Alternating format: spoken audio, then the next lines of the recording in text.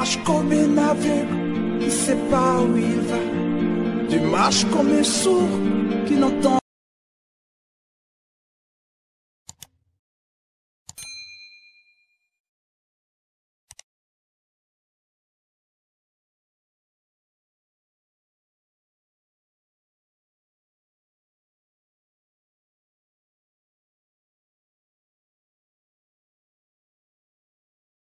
C'est pourquoi moi je soutiens pour moi que l'église, c'est ce bâtiment-là. Vas-y. On passe le temps à nous enseigner, non, l'église, c'est pas le bâtiment, c'est l'assemblée. Mais quand il y a des offenses, par exemple, tout entrer dans l'église, ou encore, le compte bancaire de l'église est réservé pour prendre soin de ce bâtiment à la place de ceux qui se rassemblent ici, là. Donc, nous devons faire un choix. Avoir, comme on dit, la réelle définition du mot église. Soit, acceptons que l'église, c'est à la fois les gens qui s'assemblent et le bâtiment, soit l'église n'est que les gens qui s'assemblent. Maintenant, si l'église sans que les gens qui s'assemblent, ce qui rentre comme argent, prenons soin de ces gens-là qui s'assemblent ici, mais tu verras les églises garder cet argent-là pour, soi-disant, prendre soin du temple de Dieu, parce qu'il faut avoir un temple à 7 niveaux, pour construire un temple à 7 niveaux, pendant qu'il y a des gens qui sont locataires, qui ont du mal à manger. Ou soit, l'église, c'est à la fois ceux qui s'assemblent et le temple. À ce moment-là, on fait la part des choses. L'argent qui rentre, on prend soin de l'édifice comme des personnes qui se rassemblent dans cet édifice. D'accord. La question est simple. Pourquoi? Tout ça, c'est pourquoi. J'ai toujours dit aux gens, évitons. Bon, moi, je conseille souvent aux hommes de ne pas faire la théologie. Parce que ces choses-là sont injectées dans l'église à partir de la théologie. Parce que là, on vous amène des théories bizarres, vous savez ceci. Mais lorsque vous cherchez des fondements de la Bible, il y en a là-bas. On veut même faire, comme on dit, vous amener dans des réflexions philosophiques. Non! Tu ne peux pas m'amener dans une réflexion philosophique alors que j'ai une loi qui me dit ici, faites manger comme ça. Bon, non. On a la parole de Dieu. Le théologien doit comprendre qu'un enfant de Dieu n'est pas guidé par la théologie, mais d'abord par la parole de Dieu. Dans 1 Pierre 2. 1 Pierre chapitre 2. Mais pourtant c'est bien écrit là-bas, non? Et à moins que je ne sais pas si nous lisons mal, hein? Je prends à partir du verset 3. Je prends. Si toutefois, vous avez goûté combien le Seigneur est bon, et vous approchant de lui, qui est la pierre vive, rejetée par des hommes, mais choisie de Dieu et précieuse, vous aussi, comme des pierres vives, être édifiés bon, c'est vous on dit, vous êtes des pierres vivantes qui ont été édifiées pour former la maison spirituelle de Dieu. On dit nous, les hommes, non? Nous avons été édifiés pour former la maison spirituelle de Dieu. Donc, l'assemblée là, ce sont des hommes. L'assemblée là forme la maison de Dieu. 2, il dit, une sainte sacrificature, c'est-à-dire le sacerdoce, afin d'offrir des sacrifices spirituels agréables à Dieu par Jésus-Christ et autres. Donc, l'église, le bâtiment là aussi devient l'église. Donc, l'église est à la fois homme et à la fois bâtiment. Parce que le bâtiment devient l'église parce que c'est là que l'assemblée de Dieu s'assemble. Voilà pourquoi on parle même de la maison de Dieu. Mais c'est nous. C'est nous le sommes. Le fait que nous sommes assis ici, c'est nous qui donnons un sens à cet endroit. Et l'endroit là est appelé l'église. C'est pourquoi on veut remarquer, on a maintenant deux besoins. On a les besoins du peuple et les besoins du lieu. Il faut embellir le lieu. Lorsque nous disons, pasteur Nestor, comment va ta maison? On pose la question. La maison de pasteur Nestor quelque chose. Et lorsqu'on pose la maison, on voit la maison d'abord en tant que bâtiment et ceux qui vivent. Les deux sont liés, on ne peut pas les dissocier. C'est ça l'église de Dieu. C'est pourquoi, maintenant les gens, sur les soins, on préfère le bâtiment que la brebis du Seigneur. Ce qui est inverse. C'est pourquoi j'ai toujours dit aux gens, lisez Ézéchiel 34 où Dieu est en train de faire de blâmer ces gens, les pasteurs qui agissent comme ça. Qui au lieu de prendre soin du brebis, les dépouillent pour leur cause intérêt. Parce que on ne peut pas prendre des millions, 20 millions pour bâtir une église à 2 niveaux.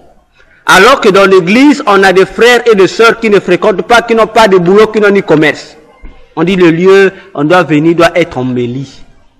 Un jour, Jésus, les disciples ont vu le temple de Jérusalem avec sa luxure. Ils ont dit, Seigneur, ne remarques-tu pas? Il leur dit, je vous dis, un jour, il y aura ici, pierre sur pierre. Il ne va pas subsister. Ah, il a dit comment ça? Il dit, c'est ça, il vous l'annonce. C'est ce qui se passe aujourd'hui. Au lieu de s'occuper de la brebis, on s'occupe de l'accessoire. Tu vois? L'église, il manque de tôle. Là, les gens donnent. À l'église, il y a un frère qui est malade, personne ne donne. Pourquoi? Parce qu'on a déjà éduqué à l'église que les choses les plus importantes à l'église, ce sont les objets. Mais les premières églises où priaient les apôtres, c'est des maisons inachevées. Il y a des gens qui priaient à l'air libre. La priorité doit être mise sur les personnes, parce que Jésus ne venait pas prendre le bâtiment d'abord. Il venait prendre les hommes, les brebis. Bon, vous avez 4 niveaux. Mais tout ça, mais les brebis meurent de la famine. Non, là, on vient du pasteur Nestor. Et la foi, pasteur, Dieu va faire. Oh. Mais pour dites aussi au bâtiment, et la foi, Dieu va faire. Alors que ce qui donne la valeur au bâtiment, c'est la personne qui est là. Bon, vous négligez la personne, et si demain le frère fuit l'église, va pour lui à l'église catholique, là où on le fait, les condamnations, oh non, vous voyez, les gens viennent à l'église pour l'argent. Oh. Mais on ne vient pas à l'église pour l'argent. On vient à l'église de Dieu parce que Dieu a établi ses serviteurs pour prendre soin du peuple. C'est pourquoi je fais comprendre aux gens, nous sommes des serviteurs de Dieu. Non, nous sommes des serviteurs du peuple pour le compte de Dieu. Donc, Dieu nous prend, il nous met comme des boys dans sa maison pour que nous puissions nous occuper de ses enfants. Bon, maintenant, toi, le boy, tu deviens le chef. Au lieu de nourrir, c'est toi qui manges, tu emmènes chez toi à la maison. Et bon, lorsque les maîtres à la maison, mais mes enfants, tous les jours, vont à Kondakaka, ils sont en train de maigrir. Il dit quoi? Non, c'est toi le boy qui me s'est nourri de ça. Alors, non, tu es boy, tu dois servir. Parce qu'on se dit, le fait que j'ai, c'est ma vision. Donc, c'est moi le patron. Non. Tu es un boy que Dieu a pris pour une œuvre spéciale dans sa maison. Et même que le jardinier doit s'occuper des jardins. Et même qu'il y a la bande qui doit préparer. Non, le peuple de Dieu doit être à l'aise parce qu'ils sont dans la maison de leur père. Bon, maintenant, vous les souvenez, vous devenez plus que les enfants maintenant. Et il y a une conséquence pour ça. Il y a une conséquence pour ça. Voilà pourquoi tout ça c'est pourquoi. Parce que nous voulons créer des leaderships selon la théologie, mais on refuse le leadership de la Bible. Les actes des apôtres nous montrent la vie de l'église. Mais c'est pas en fait que Dieu a voulu que ça soit écrit. Pourquoi nous ne suivons pas ces modèles? Pourquoi nous ne suivons pas les modèles des actes des apôtres? C'est à l'UNI, on lit. Mais en fait, à Anassa, on ne prend pas. Est-ce qu'aujourd'hui, c'est possible? Oui. Oui, c'est possible peut-être. Est-ce que c'est facile d'enseigner ce que dit Acte combien? 5 ans. Ce qui apportait... Oui. Mais oui. Les gens vendent pour apporter à l'église afin qu'on donne aux nécessités. Mais le problème c'est quoi, pasteur? Dans Jean 15, quel est le critère que Jésus a donné aux apôtres pour qu'ils soient reconnus comme ses disciples? Il dit, aimez-vous les uns les autres. Car si vous aimez ainsi, c'est de la sorte que le monde reconnaîtra que vous êtes mes disciples. C'est l'amour, non? Au début de l'église, les gens étaient animés par cet amour-là.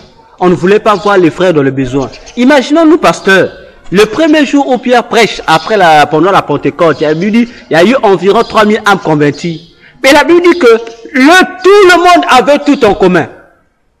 Ceux qui vendaient, on amenait l'argent, on donnait. Imaginons-nous, pasteur, en prenant seulement qu'on est dans une église où il y a 3000 personnes. Et nous avons vendu une parcelle à 2 millions par exemple. Je viens de donner l'argent à l'église. On dit tout le monde avait sa part. On faisait comment? On partageait à chacun. Et puis on dit oh non. On dit on est combien? Et les apôtres étaient organisés pour faire le partage. Et à tel point que la Bible dit, il y avait des pauvres, les indigents qui étaient là. Mais cet amour-là faisait que les gens ne puissent suivre les pauvres là. Pourquoi? Parce que moi j'apporte, on apporte, tout le monde a sa part. Même s'il y a des riches et des pauvres dedans. Mais du coup, le pauvre qui reçoit ça, il est toujours comblé. Il est toujours comme bloc. Du coup, sa pauvreté fait quoi? Est bloquée par cet amour. Mais où il y a l'église aujourd'hui, il y en a où? L'église aujourd'hui, c'est revenu, la notion familiale de l'église a disparu. C'est devenu, on se rassemble seulement, c'est devenu comme des mutualistes. Réunion, bon, je ne sais pas me dire les mutualistes, on est devenu comme les parlementaires africains. Aujourd'hui, on a au Parlement là-bas, réunion, session, on vient là. Dès qu'on finit la session, chacun va dans son domaine fait. Alors que nous oublions que notre véritable famille, c'est l'église de Dieu.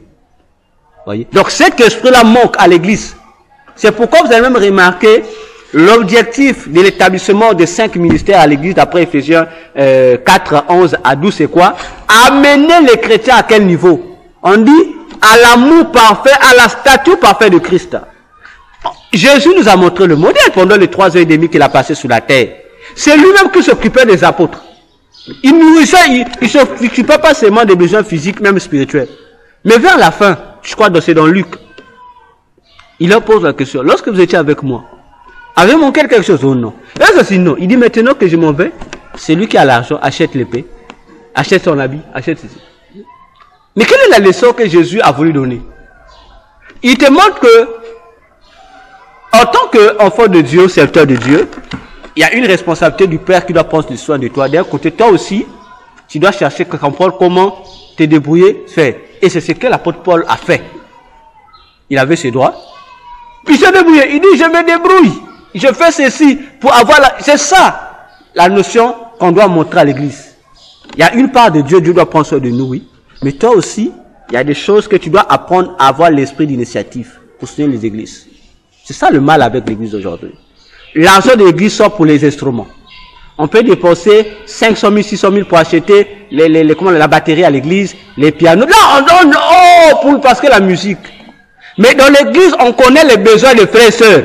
Attendez, les 400 000 là, batterie, micro ou pas micro, ça va nous empêcher de célébrer Dieu.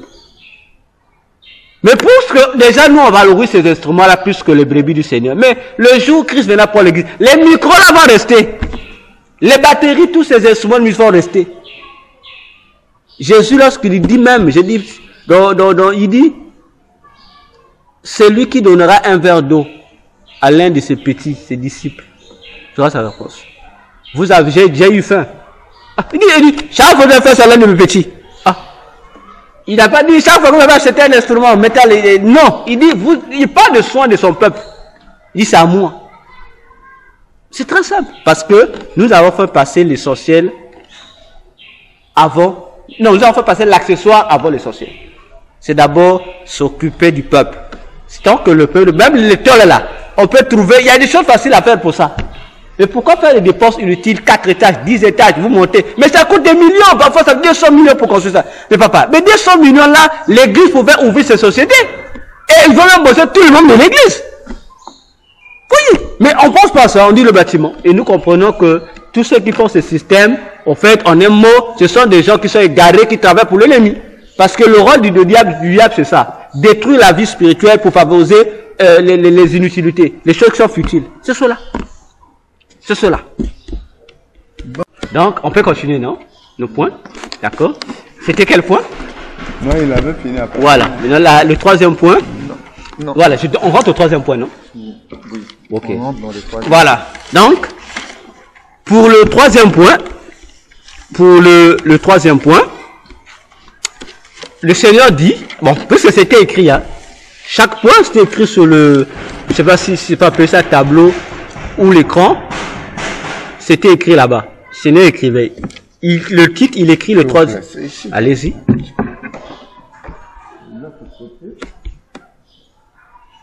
Pasteur, concernant le deuxième, avant d'arriver au troisième, comment, c'était quoi la question? Comment reçoit-on le ministère? Le Seigneur a présenté 6 points, non? C'est 6, non? 6 points. 6 points. 6 points. Voilà. C'est que les gens confondent. Il y a des appels que nous recevons qui viennent directement de Dieu le Père lui-même. Il t'appelle.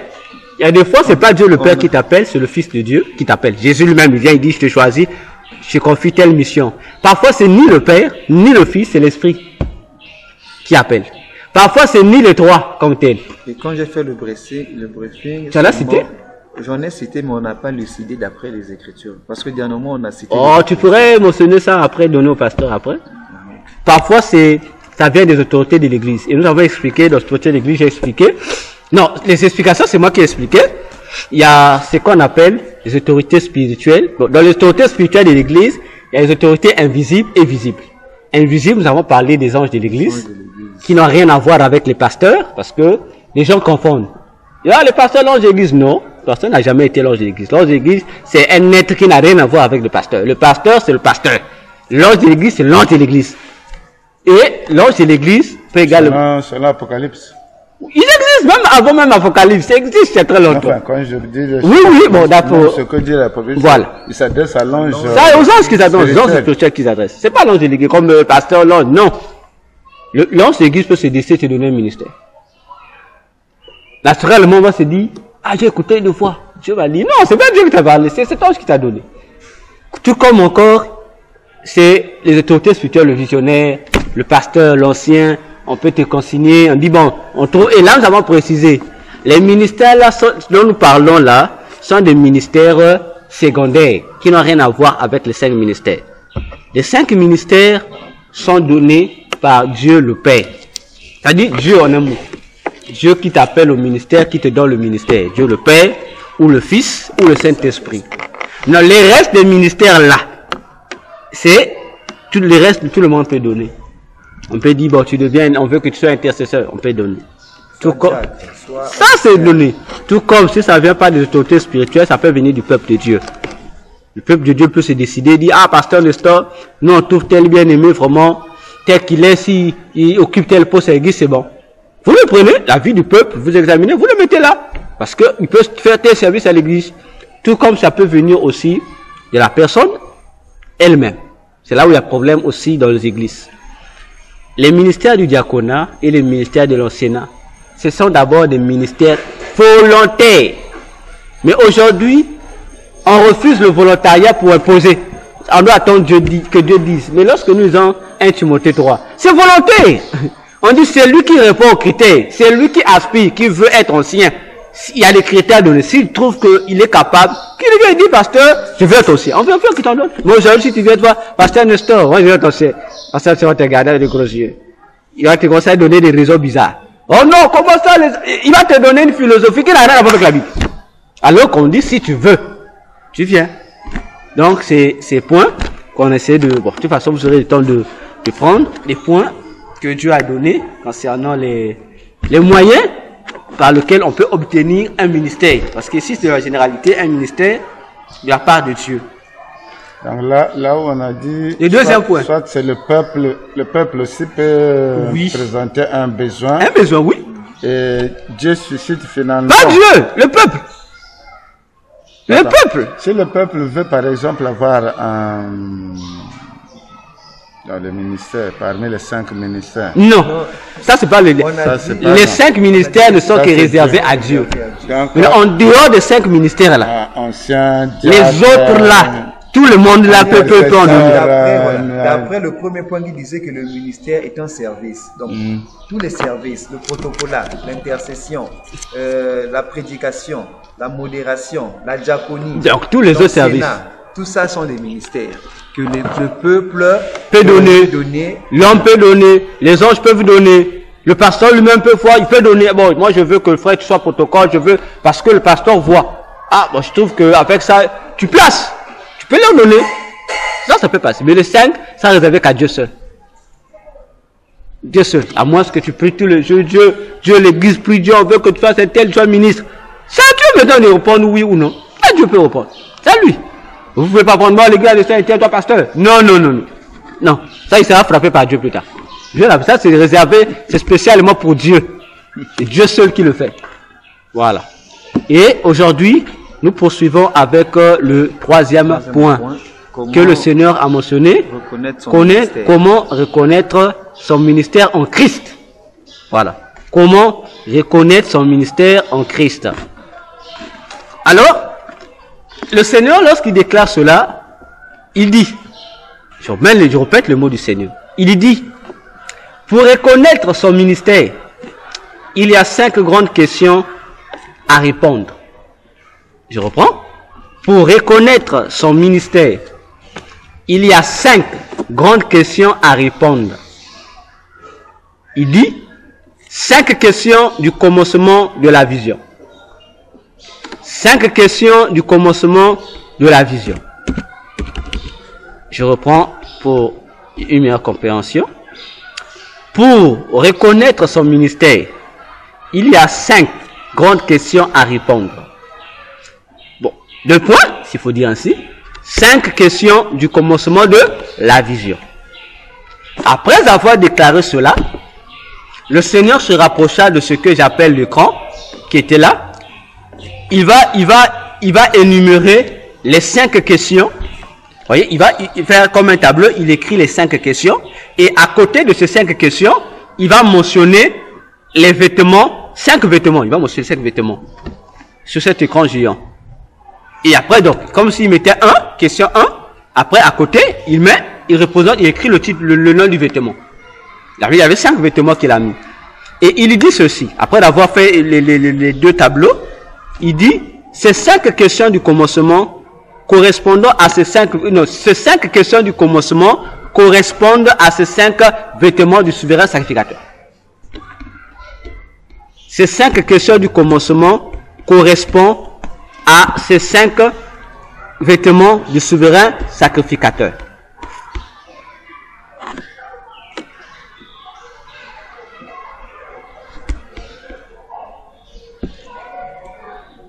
Ces 5 questions du commencement correspondent à ces 5 vêtements du souverain sacrificateur.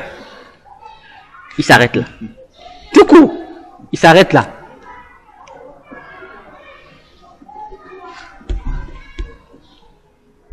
Je vous attends. Si vous êtes à la ligne, nous continuons. Donc c'est bon? Ouais, c'est bon. D'accord. Alors, je vais expliquer la voie avant que nous descendions. Parce que, vas-y, tu as une question? Une question. Allez, vas-y. Si je comprends qu'il y a 5 ministères supérieurs, donc cela tire l'existence dans... Cela tire existence dans les 5 vêtements du souverain sacrificateur. Je ne sais pas. Moi, je ne sais pas. Peut-être que c'est une révélation que tu nous apportes. C'est ça le rôle du partage. Je ne sais pas. C'est comme on dit. C'est une pensée que tu émets. On ne peut pas dire non. On ne peut pas dire oui. Nous, on prend, on examine. Parce que nous, on ne sait pas. Peut-être que c'est Dieu qui te révèle ça, nous, on ne sait pas. Non. C'est parce que je me dis, puisque le vêtement qui symbolisait, le vêtement dans l'ancienne alliance symbolisait le Saint-Esprit. Et aujourd'hui, ce vêtement-là, nous l'avons à travers le Saint-Esprit parce que le jour de la Pentecôte, l'Esprit descend sur nous. Et quand Christ nous dit de garder nos vêtements blancs, c'est juste une manière de nous dire d'être vêtus du Saint-Esprit, de ne pas avoir la présence des impuretés en soi. Donc, le Saint-Esprit est pour nous un vêtement qui nous couvre, pour nous protéger de toute impureté. Mais si nous prenons le cas où le vêtement du sacrificateur, donc ce que mettait le sacrificateur, représente, comme on dit, les 5 questions du commencement de la vision. Voilà. 5 ministères ou les 5 ministères. Mais c'est ça qu'on dit. C'est un ajout que tu nous apportes. C'est ça le rôle du partage. Les brèches s'ouvrent. On dit, oh, mais ça correspond à ceci et ça nous permet maintenant, on va annexer d'étudier. C'est ça qu'on appelle le partage des enfants de Dieu. C'est pour ça, cette complémentarité. Voyez? C'est cette complémentarité.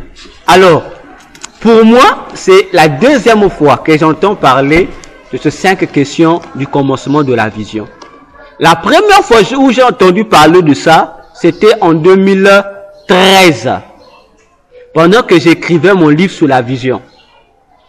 C'est le pasteur Faustin Mwanda, puisque j'allais lui expliquer mes visions, celui qui m'interprétait d'après le Seigneur m'avait dit qu'il fallait le voir. Un jour, je suis arrivé, je lui parlais d'une vision. J'ai dit, j'ai vu une vision, il faisait 19 heures. Dans la vision, tu étais sur une tour. Mais, par la fenêtre, je te voyais, je marchais. Et tu étais en train d'écrire. Il y avait une lampe luciole, là, tu écrivais, c'est pas quoi. Et il y a eu un oiseau, un pigeon, une colombe qui a quitté de ta fenêtre là-bas. Moi, je passais et la colombe venait se poser sur mon épaule. J'ai dit, ah, j'ai pas compris. C'est quoi? Maintenant, c'est là où il va m'expliquer. Il me dit, tu dois savoir qu'il existe. Parce qu'il dit, ah, ton ministère là risque d'être grand. Il dit, ah, c'est que tu dois faire très attention. Il dit, il existe ce qu'on appelle pour comprendre. Il me dit, est-ce que le début, est-ce que comment ça a commencé, est-ce que où tu veux? J'ai dit, ah, je connais pas. Il me dit, non, attends, je vais t'expliquer. Il dit, pour comprendre ton ministère, ça va d'un point vers un autre. Il me dit, je te parle des 5 points, il a dit, des 5 questions du commencement de la vision. Il m'avait parlé ça la première fois depuis 2013. Et je suis surpris d'entendre le Seigneur répéter ça. Bon, je n'ai jamais demandé au pasteur Foster Manda comment il avait fait pour avoir ça. Alors, le Seigneur répète ça. Et il fait la comparaison avec quelque chose de nouveau, avec les vêtements du Seigneur sacrificateur. Continuons. Question 1. Pourquoi? Avec le point d'interrogation à la fin. Pourquoi? Le Seigneur dit, question 1, pourquoi? Le Seigneur répond, il dit, vous devez vous poser cette question. Vous devez vous poser cette question. Vous devez vous poser cette question. Vous devez vous poser cette question. Elle vous aidera à mieux vous consacrer à moi. Elle vous aidera à mieux vous consacrer à moi. Elle vous aidera à mieux vous consacrer à moi. Elle vous aidera à mieux vous consacrer à moi. Par elle, vous découvrirez les raisons pour lesquelles, par elle, vous découvrirez les raisons pour lesquelles, par elle, vous découvrirez les raisons pour lesquelles je vous ai choisi. Par elle, vous découvrirez les raisons pour lesquelles je vous ai choisi. Raisons pour lesquelles je vous ai choisi. Vous êtes mes consacrés.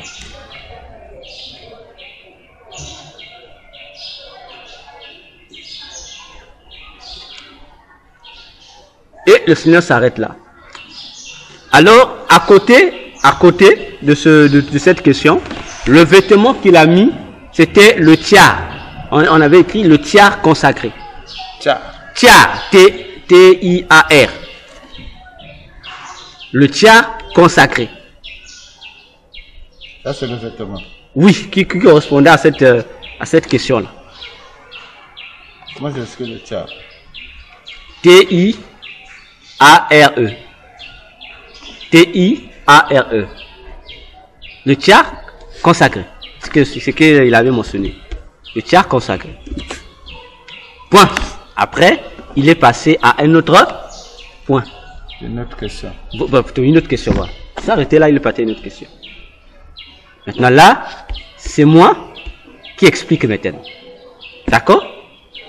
Avant de passer à l'autre question. Oui, avant de passer à l'autre question. Ah, voilà. Je vais essayer de rendre explicite. Par la grâce. Bon, de toute façon, nous tous, on va essayer de rendre explicite.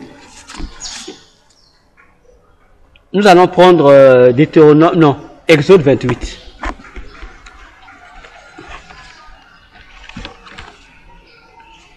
On va d'abord comprendre les vêtements du sacrificateur. Exode 28. Ok. Verset 35. On prend 35 et 43. Exode 28, oui. Exode 28, verset 35, puis on prend le verset 43. Tu peux lire? Aaron s'en revêtira pour faire le service. Quand il entrera dans le sanctuaire devant l'Éternel, et quand il en sortira, on entendra le son des clochettes, et il ne mourra point. Ça, c'est le verset 35. 43. Pasteur Nestor, préparez-vous. Aaron Exode 28, 4. Verset 4. Aaron et ses fils les porteront quand ils entreront dans la tente d'assignation ou quand ils s'approcheront de l'autel pour faire le service dans le sanctuaire. Ainsi, ils ne se rendront point coupables et ne mourront point. C'est une loi perpétuelle pour Aaron et ses descendants. Pasteur, attendez. Ces versets-là nous montrent le pourquoi des vêtements de sacrificateur sur un sacrificateur. On dit c'est le vêtement qui devait lui permettre d'exercer dans le temple de Dieu. On dit, si le sacrificateur n'a pas ces vêtements-là, il ne rentrait pas dans le temple, sinon il mourrait. Il devait être coupable de mort, il mourrait. Donc pour rentrer, pour faire leur service, ils ne venaient pas avec leurs habits de la maison. Ils avaient des vêtements appropriés pour faire leur service. Après, j'ai donné ces versets-là. D'abord, pour nous situer d'abord, ce que j'ai examiné, comprendre pourquoi il se nommait. Puisqu'on parle du ministère. Donc, tant que Aaron n'avait pas ces vêtements-là, ou les sacrificateurs, ils ne rentraient pas dans le temple. Non. Parce qu'après le service, ils rentraient chez eux. Dès que tu arrives au temple, il y avait des vêtements appropriés qu'il fallait porter pour le service de Dieu. Ok? Pasteur? Le verset 4 du chapitre 28. Ok. Voici les vêtements qu'ils feront. Un pectoral.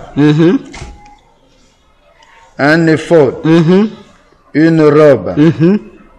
Une tunique brodée. Une tiare.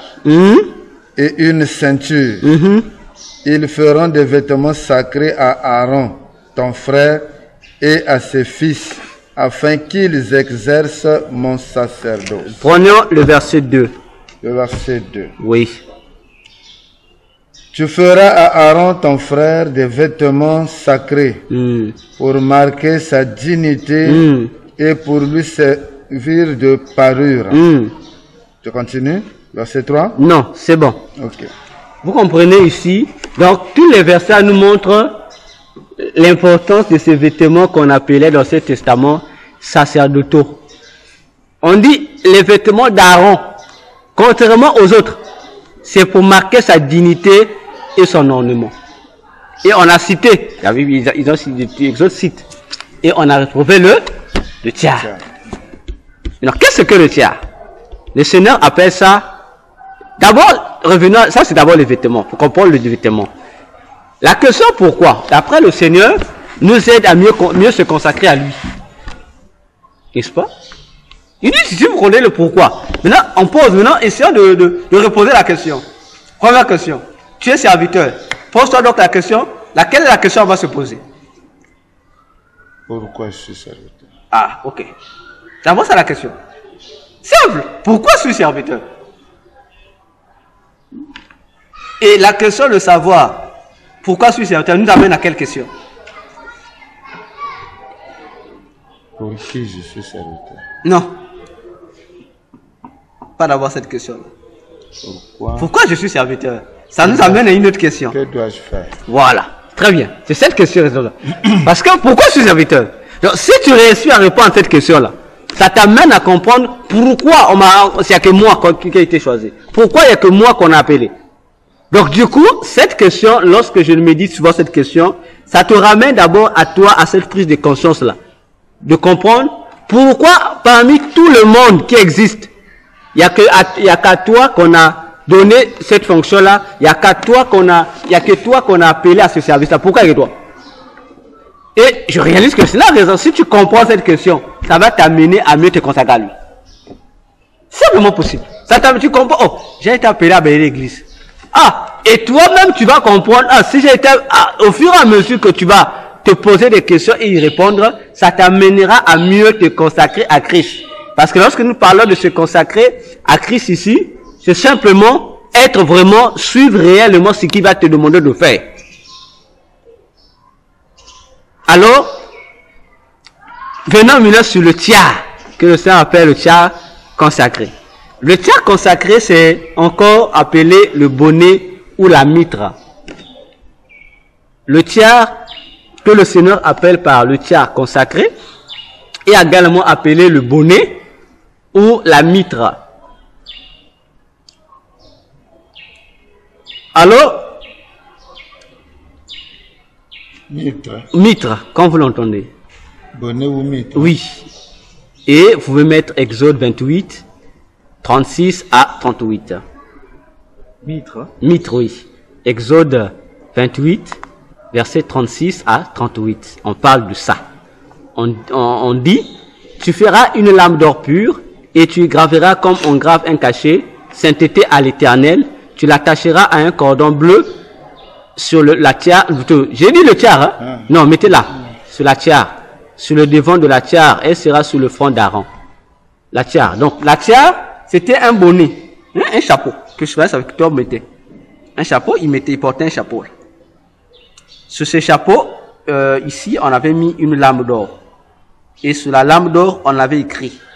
On a écrit sainteté à l'Éternel.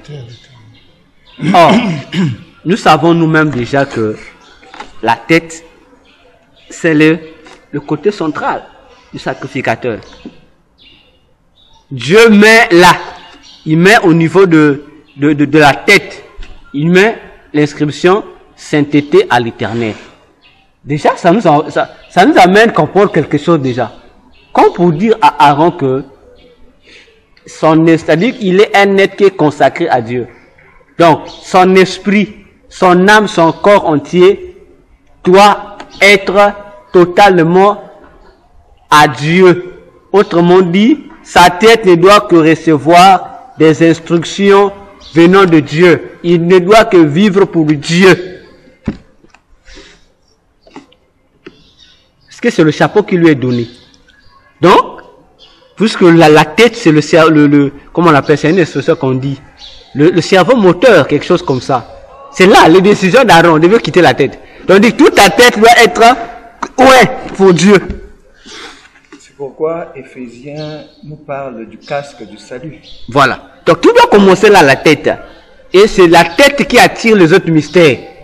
C'est pourquoi dans le Psaume 133, je pense, on dit, il est bon et agréable, il est bon et doux et non, il est agréable et bon aux frères de demeurer ensemble.